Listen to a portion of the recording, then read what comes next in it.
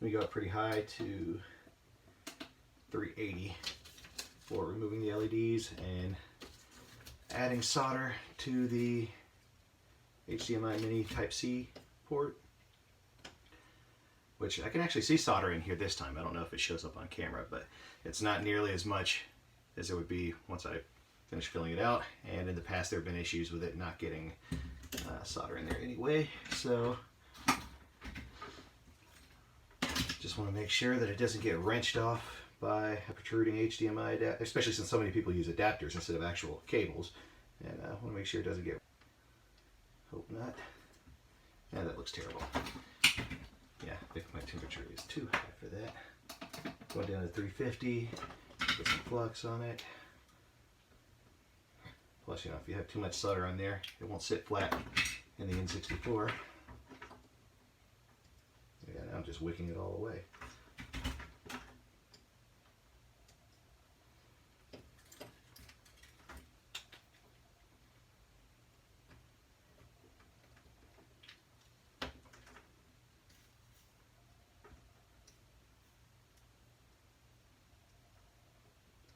Much better. All right, so it's one.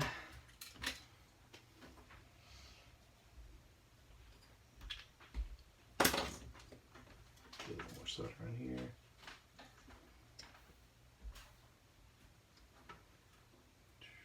What to do with that?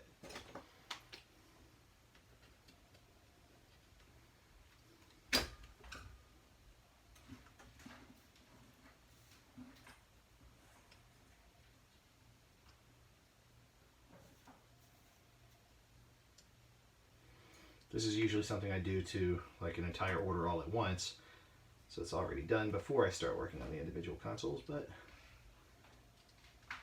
since I only have 2 consoles, then I go ahead and get started. Oops, got some no clean all over there. Right. Last one. Oh, well. See if there's some in the other room with the Commodore 64.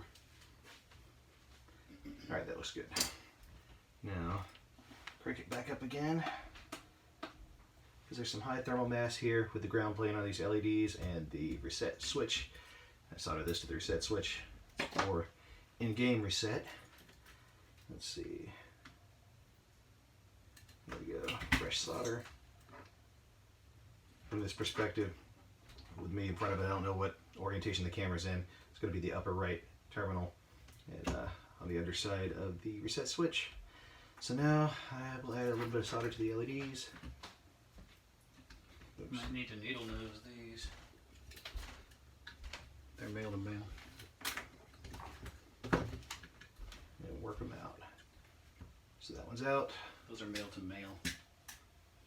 Okay.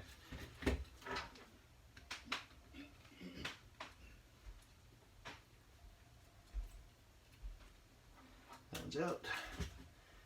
And I put right angle headers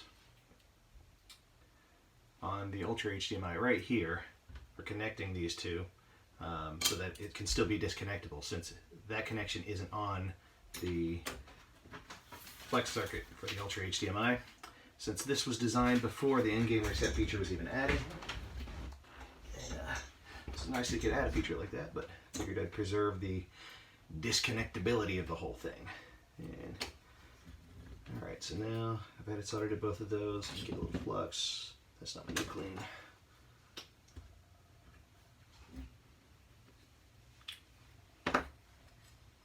Actually, I'll just get some rosin gel flux on here anyway. I'm going to clean up after myself. Let's see, tin it first. Where's... Since I burned that flux off, I'll get some more rosin flux on there. And looks good. And I seem to have run out of male to female DuPont connectors, but I can rework the other end to make it male to female. This one's already been tinned because of whatever I used it on in the past. Stay there. But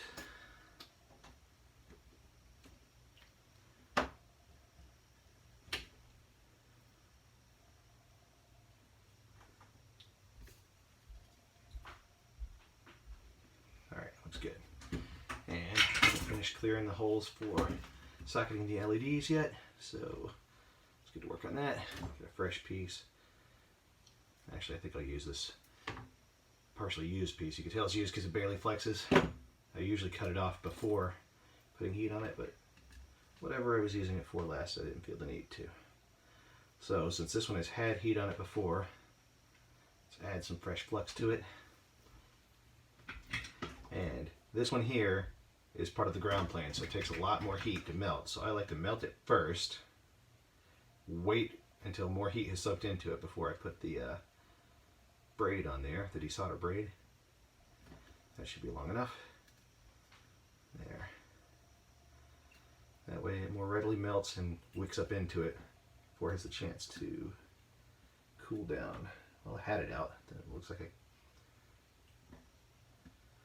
yeah, it's going to be the ground plane one that's stubborn again. If I had a fresh piece, that probably wouldn't have happened. Let's see. I wouldn't be having to make a second pass at it. Let me set it here for a second. Add a little bit more solder to it. Yeah, see that rosin flux looks disgusting.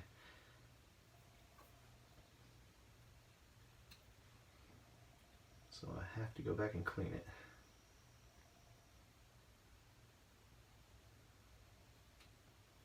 Alright, that looks like it cleared it. It did.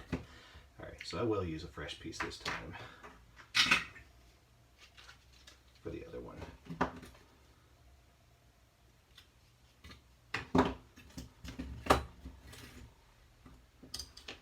And where did I put it? There it is.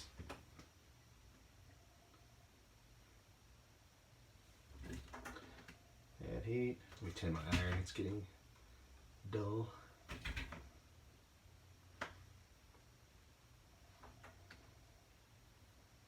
Add heat to the negative side.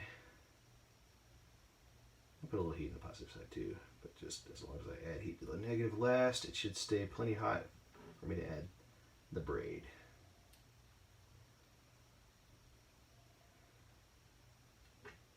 There we go. All right, both are clear.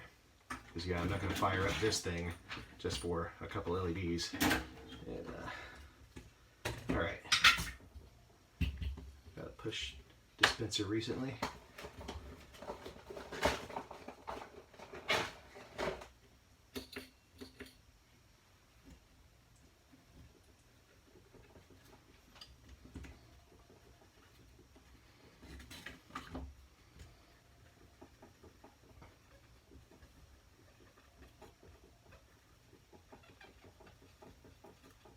There we go.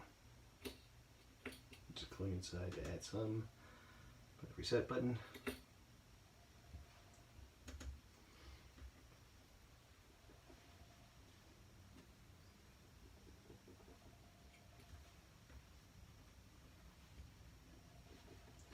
All right.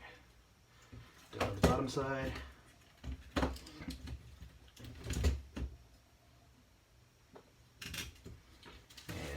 Marshall has changed the sheets. Now they flip for each position, which is apparently giving them enough room to fit one extra flex circuit per sheet. I've already used one for around 4 participants since I had extra. And he sent his really early, like before round 4 had even closed. So his console's ready and waiting just for his kit. I haven't finished prepping these. All right.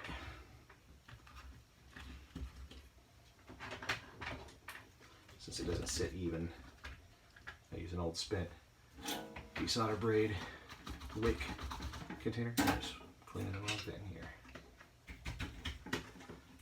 Keep my iron tin since I've got kind of hot right now. And turn the temperature back down to about 350 before I pre-tin my capacitors here, which is where it gets 5 volts and 3.3 volts.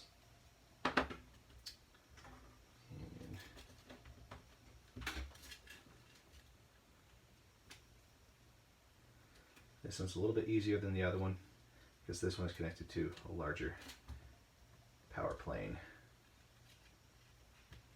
I want to add the solder here first so that when I'm putting the part of the flex cable onto it, it'll go on much easier. I don't usually work one side by side with another, but thought I would for this video for the novelty of it, or the stream.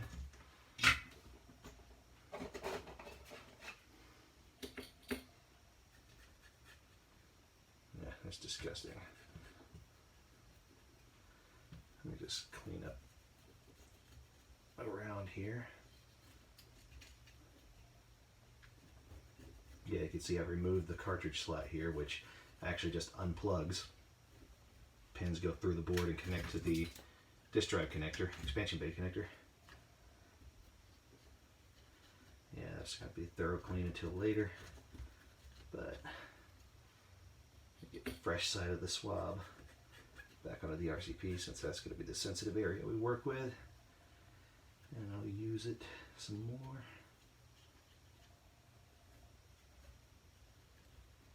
Alright, looks nasty. Let's see here.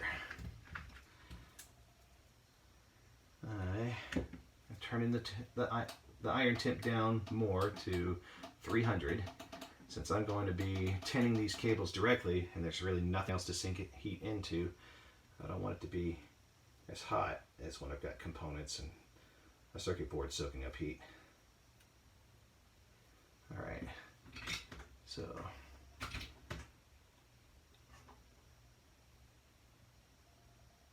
it's very easy to accidentally flick solder off of these if you're not careful. I'm going to pull straight out. Alright, yep, that's tinned on every side. Let me remove another one.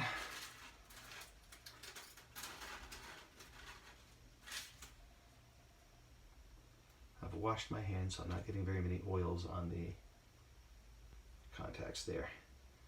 Plus there's going to be, I don't know what that sound was. Plus there's going to be flux on here to clean off anything. So, all right.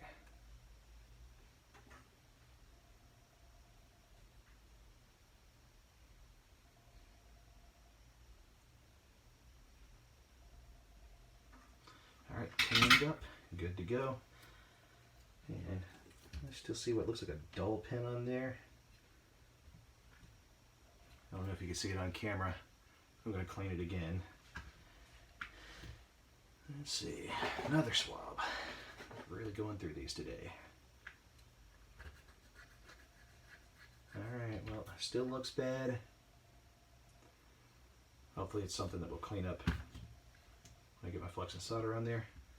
You know, apparently this thing works, so I'm going to guess that contact is fine or redundant and unnecessary. So, alright, lining this up with pin 6 just past a white dot here that you probably can't see on camera, but there it is. Alright, get my rosin flux pen. This stuff works much better than the no clean. And according to Marshall, some of the no clean isn't really no clean. If you don't get it hot and it doesn't get activated, it can still be corrosive. So, alright, so now, where'd my end go? I end up getting flux all over my fingers from the tip of that flux pin's cap.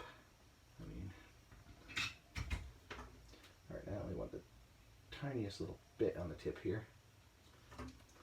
Since I'm going to be distributing it across all the pins, maybe I should take this hat.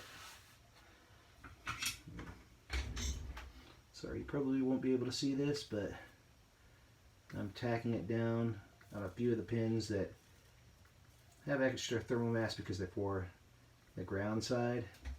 So once it's tacked down, because I've already activated some of the flux before I spread it out, spread the solder out, I add more flux. Then I distribute it across all the other pins. You know what, the dull looking pin looks like it's one of the ones that's not actually used here. So I probably need to go back and add solder and flux to that too. Let's see, rosin pin again.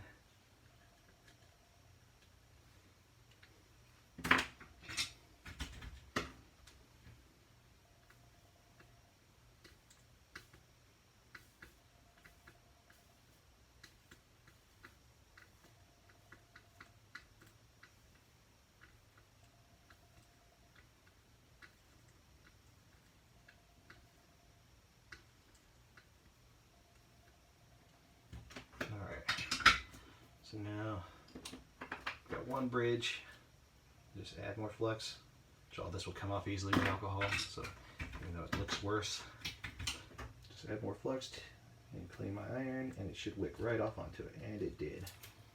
And I don't see any more bridges. Looks good. Alright.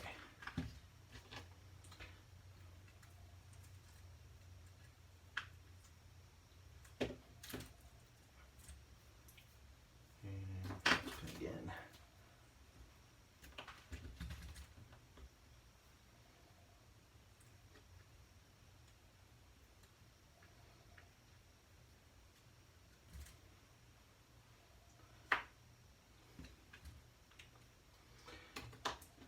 I used my iron at 300 degrees for that. No wonder I was having a little bit more trouble than usual. I wouldn't have had that bridge otherwise. I usually turn it back up to 330 for that, but now that I'm about to be soldering to that power plane, I'm going back up to 360. It's just what seems to work for me. And where to put those tweezers? There they are. And trying to keep my head out of the camera. You know, I normally don't work with the camera up there, so it could be a problem, but I don't know what you can see. I'm heating up the capacitor first, then I'm introducing the flexed and tinned piece of the ribbon cable here, or flat flex circuit. Don't really need to do it for this one, but yeah, that worked great. And let's see. So the only thing not connected on that board is the IGR, which I'm going to do after I get this one done. Oops. Be careful of these little things that could rip. Yeah, I tinned this one already. I tinned those already.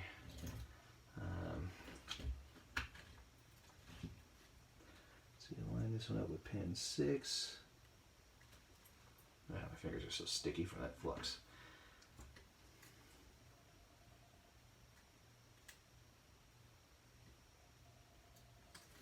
There we go. And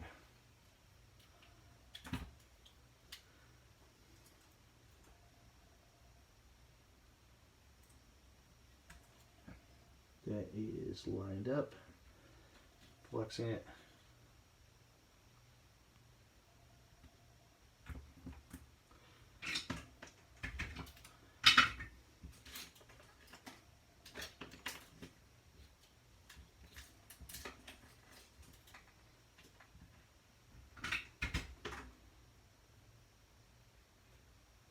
Just the tiniest bit on there. That's all I need to tack it down. So then, I don't know how much you can see, but I'm just targeting the ones that I can see are connected to the ground plane on the other side of the cable.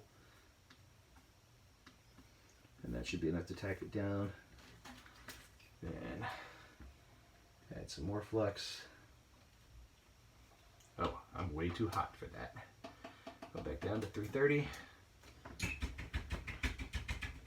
Clean my iron off, give it some time to cool down.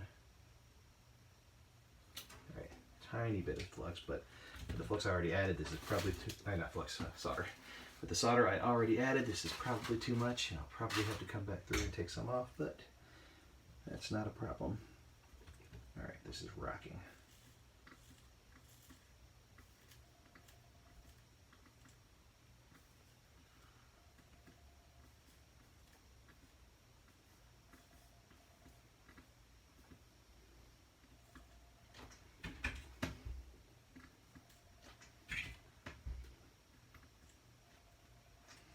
Good.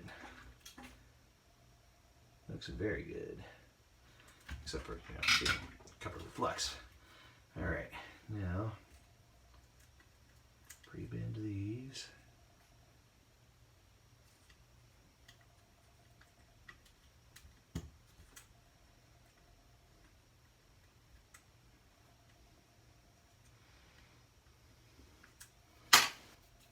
very sticky.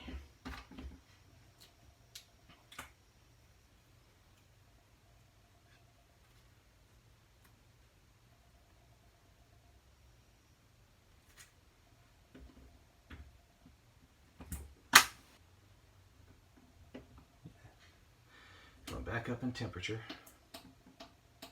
to 360 again.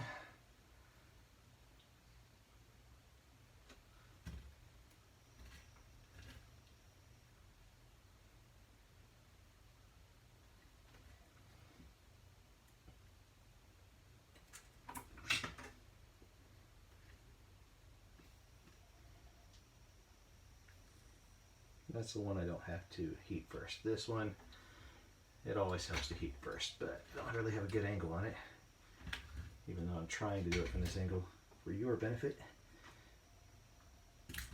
Obviously can't tell if you're benefiting from it or not, so hopefully this isn't misguided. Alright, add some heat to the capacitor first, and add... Okay, my flex cable needs to be straightened because this is just, yeah, I just keep bending it more and more and more in an attempt to keep my head out of the frame. So I think I'll just stop trying to do it that way.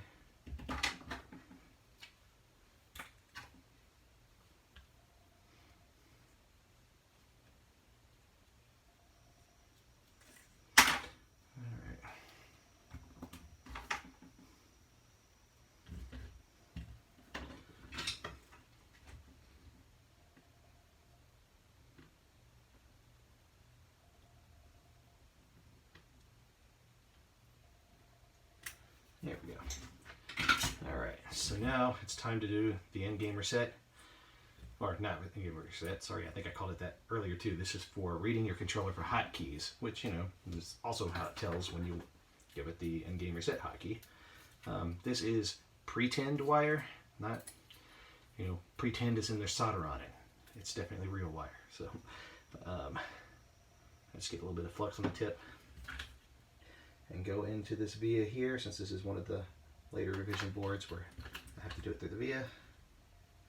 And then I don't think I need any solder directly on it, just because it's been fluxed. See, there's plastic reset switches and controller ports near here, so it's very easy to touch something you shouldn't. Usually not a big deal as long as the reset cap still fits on there, but you know, you don't want it to be all melted if you can help it. And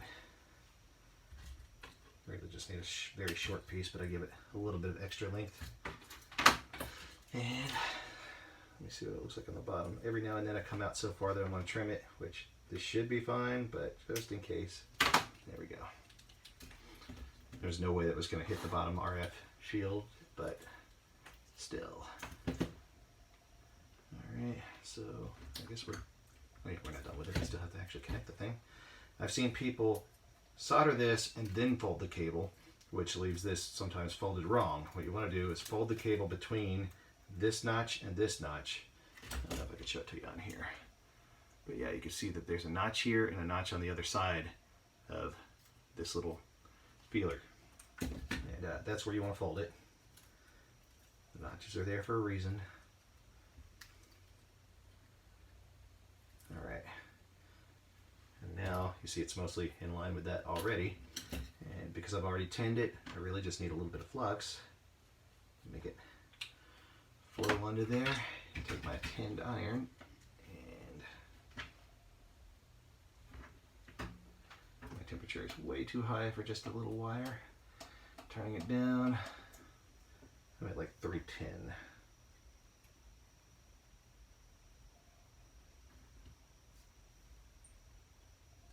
I don't think I have enough solder on my iron to reach both.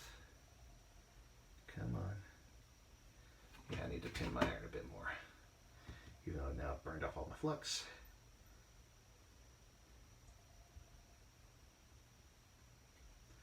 Alright, you know, you can do it from the top just as well.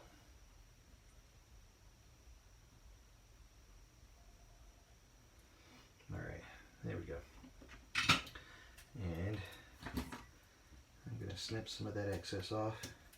It came off. Alright, let's do it for the other one. Same deal. Where is my, there it is, pretend wire.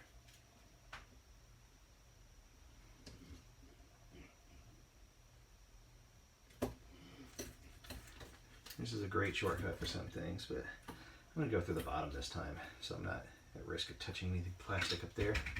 And I can directly apply solder. Not just having to tack it onto a pre-fluxed part. Alright. It looks like it worked. Yep, it's in there. Alright.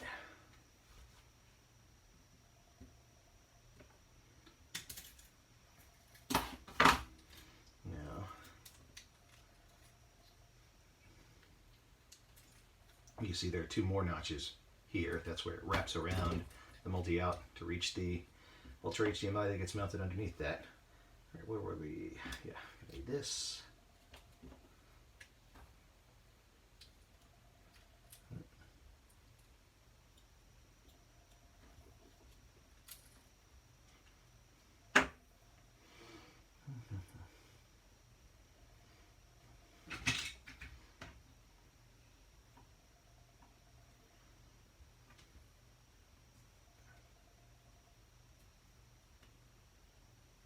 Yeah, that worked.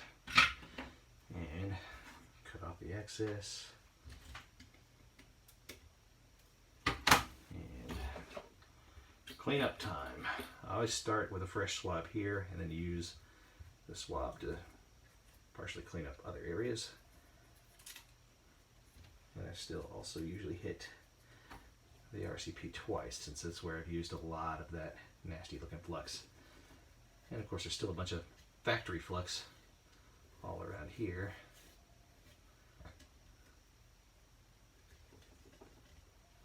Alright, a little more. Hit that again.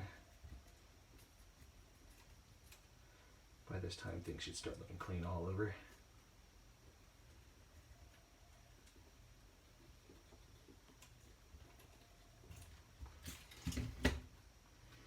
I haven't socketed the LED yet.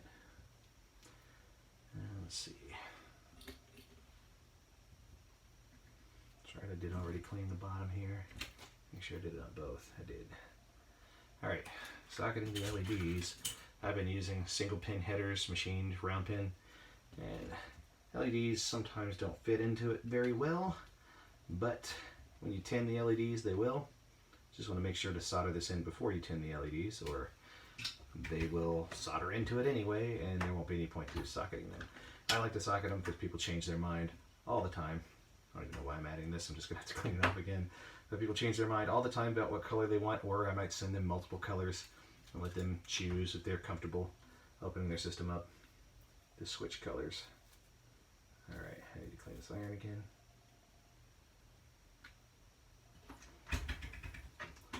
Alright, that one's in. And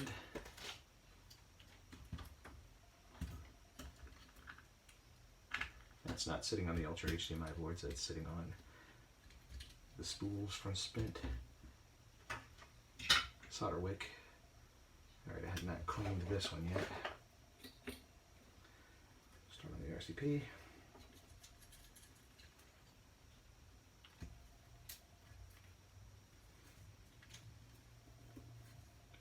Pass through the cartridge connector. Yeah, you don't want to use a sopping wet one on the cartridge connector, or it's going to liquefy all that flux and go down in the holes and possibly create bad connections with your cartridge pins. And you don't want it to be any more unreliable than it already might be, since you can't exactly blow in this connection like you can the other one.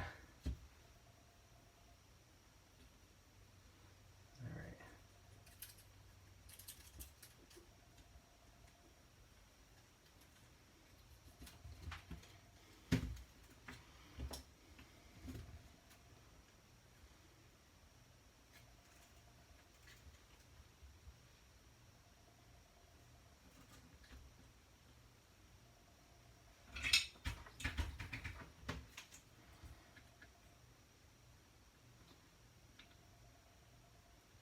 This is not really a conical tip, it has a flat side on it.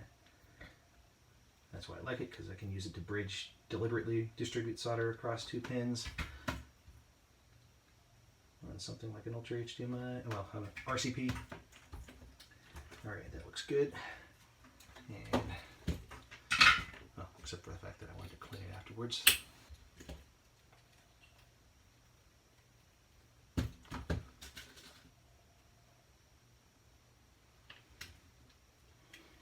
These will sit a little higher, but my brother's going to ask him what color LED he would like, and if he wants the originals, I can always trim them a bit shorter so they sit where they normally are, but I like to keep a bunch of these pre-cut and ready to go for whatever color people decide. And, all right, did I finish both of them? Let's see. Well, we got our controller reading PIF pin, both of the in-game reset pins there. The flat flex circuits are installed. I don't like calling them cables because all cables are flexible pretty much. Alright, so really, I'm just trying to make up stuff to do on camera now that normally my brother would do. So folding, normally this will sit right here, and this will rotate around and go into the UltraHDMI itself. So I would go ahead and connect this one.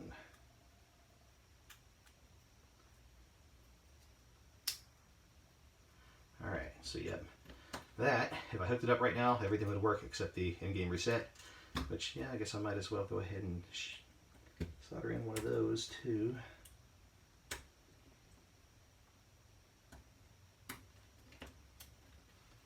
If I can find.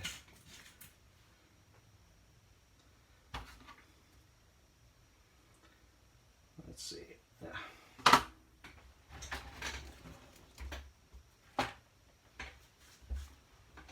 I like to invert this pin so that the longer side is coming out of the plastic instead of going into it. Because yeah, they aren't exactly even on both sides.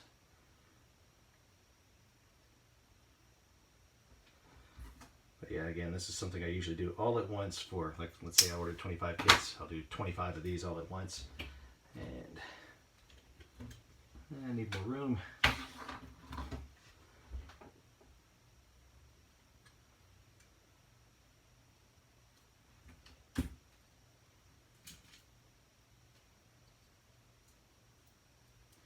Since when I'm soldering it, it'll get hot, I need something not hot to grab and keep it straight. So I'll do it with that. Even though this being an empty pin, it'll fall right out. Let's see, you know what? Maybe this is the better option. So works kind of a heat sink, which could work against me. My soldering iron has turned off. Turning it back up to 330.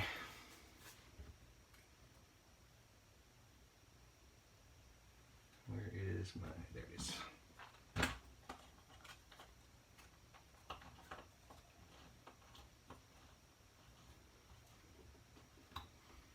Yeah, this isn't exactly weighted, so it may not help much. Let's see. Let's get a little flux on here.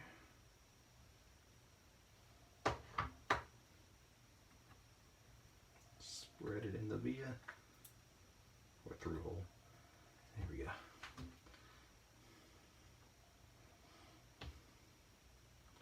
And because it's not, it's solder masked on the bottom, I guess it wasn't really meant to take a pin header like this. I have to lift it out, heat it from the top, and then push it down in. So that means getting solder on my iron, lifting it up. You aren't going to be able to see, sorry. My hand is in the way. I'm adding heat. It should be flowing in there. And now I'm waiting for it to cool. And I'll see if it bends. Nope, it looks like it worked. Because it is not moving. Alright. So now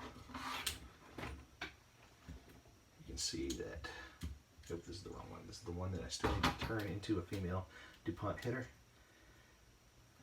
And DuPont jumper. Alright. That plugs right on. Make sure that's all the way open.